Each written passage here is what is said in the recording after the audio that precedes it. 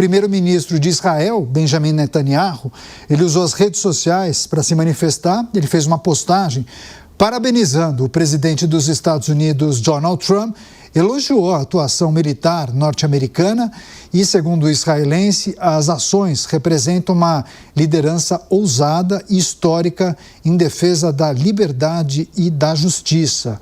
Postagem feita na rede social, o primeiro-ministro de Israel enaltecendo a liderança de Donald Trump e a ação que retirou do poder Nicolás Maduro. Bom, ao longo dessa cobertura especial, a gente tem destacado, muitas manifestações de lideranças, presidentes, primeiros ministros, muitos elogiando e alguns questionando a legalidade dessa atuação, dessa ação norte-americana.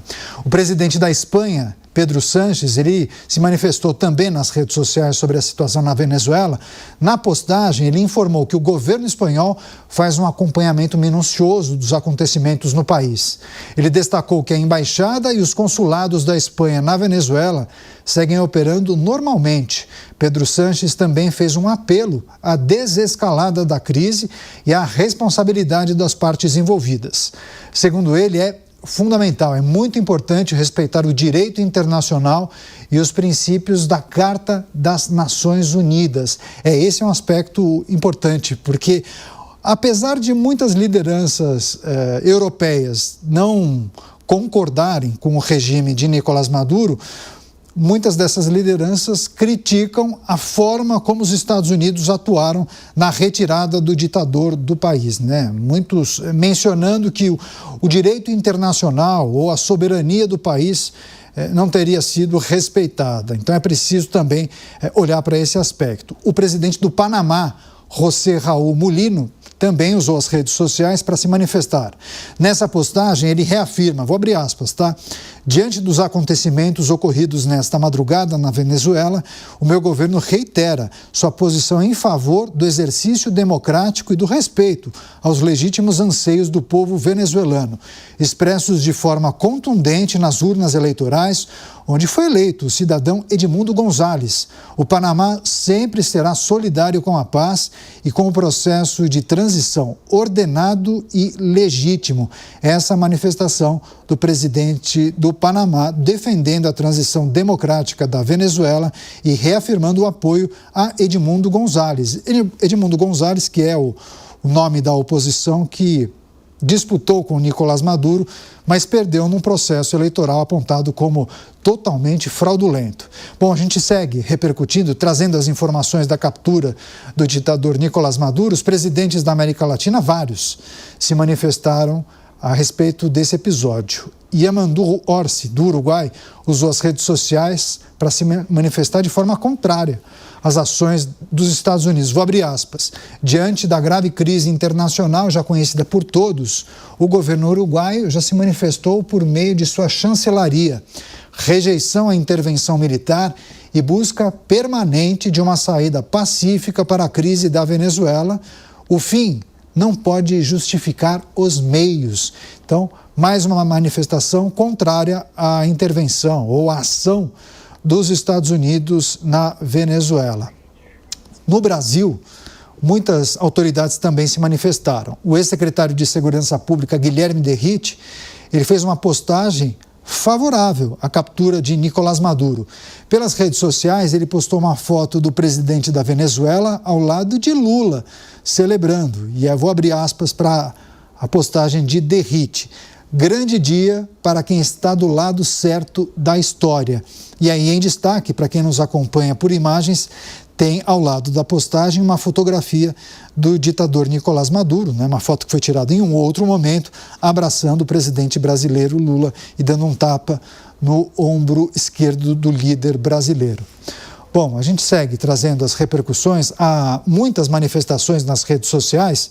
É preciso considerar que alguns líderes, algumas autoridades se colocam favoráveis à saída de Nicolás Maduro do poder, mas contrárias à forma como isso aconteceu. Tem gente que apoia integralmente o que foi feito pelos Estados Unidos, Nicolás Maduro tinha que sair, e também apoiam a estratégia adotada pelos Estados Unidos, né? A invasão ao território, essa operação e a retirada, a captura de Nicolás Maduro e da esposa. As informações indicam que os dois estão a caminho dos Estados Unidos, estão em um navio de guerra e há pouco nós trouxemos, inclusive, a primeira imagem que foi capturada de Nicolás Maduro já detido, né, em posse das forças norte-americanas em um navio de guerra.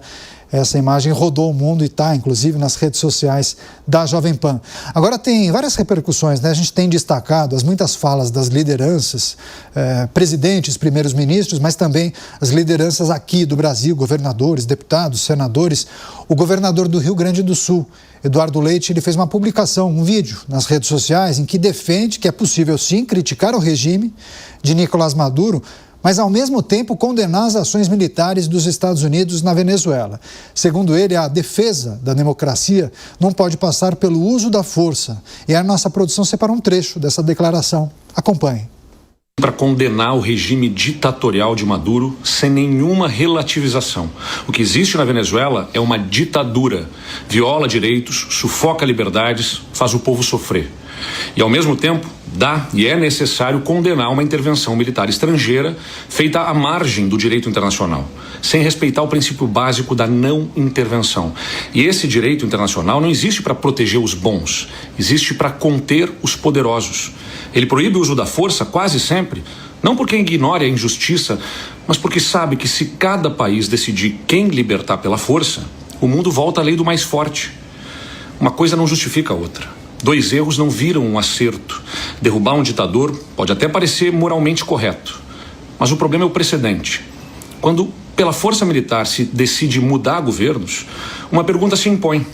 Não é sobre se um tirano merece cair, mas quem decide quando e como isso acontece. Uma discussão que, inclusive, muitos especialistas têm feito sobre o abandono do multilateralismo e a adoção da lei do mais forte, né? E aí há alguns estudiosos que fazem comparações à ação norte-americana na Venezuela, também a ação da Rússia na Ucrânia e também a postura da China em relação a Taiwan, ou seja, países poderosos, maiores, com um poderio bélico superior que acabam fazendo valer, né, a sua força, a sua vontade. Deixa eu só chamar o Bruno Pinheiro, porque eu acho que tem uma discussão importante quando a gente olha para o posicionamento de algumas lideranças, algumas autoridades brasileiras. Bruno, a gente tem destacado aqui ao longo dessa programação, né, governadores, deputados, senadores, há muitas manifestações. Tem aqueles que concordam em 100% com a ação norte-americana. Tem quem adote a postura de Eduardo Leite, olha, eu critico a ditadura, mas eu também condeno a ação dos Estados Unidos, não deveria ser dessa forma. O fim não justifica o meio. E aí eu queria pedir a sua análise sobre talvez um processo de politização da ação norte-americana, né? A gente vai deixar de lado o que é mais importante, vamos discutir de que lado você está, enfim, o que é possível considerar. O presidente Lula deve voltar para Brasília, eu acho que isso deverá ganhar corpo a depender da postura, por exemplo, da diplomacia brasileira, né? É uma condenação relativa, né? O que a gente vê aqui, essa fala de Eduardo Leite, governador do Rio Grande do Sul, que não vai conseguir ir para uma reeleição, já é o seu segundo mandato e está tentando uma candidatura, seja ao Senado, seja à presidência da República. São gestos, mas é um gesto em cima do muro, porque ele não quer também ficar aliado às ideias do bolsonarismo e também não quer ficar contra o presidente Lula, que tem o voto da esquerda. E aí a gente vê que a gente ama esse fla-flu, né? Ama colocar isso, relativizar isso entre Lula e Jair Bolsonaro, quando na verdade deveríamos estar olhando para o mundo, para uma operação inédita que aconteceu exclusivamente na Venezuela, mas começamos a ver uma enxurrada nas redes sociais de parlamentares do Congresso Nacional, já tirando o foco entre o governo americano e Nicolás Maduro e colocando uma ligação direta entre os governistas e oposição do Congresso Nacional. Acaba ficando de lado a essência do que foi esta operação, o que representa para os venezuelanos anos a retirada de um ditador que não reconheceu uma eleição, que sumiu com as atas, que atacou os seus adversários, que impediu que um adversário fosse para as urnas, e acabam dizendo, olha, precisamos ver que um ataque não pode justificar um outro. Eu acho que em primeiro momento há de se entender, de se respeitar que lá já não se existia uma democracia, já não existia um governante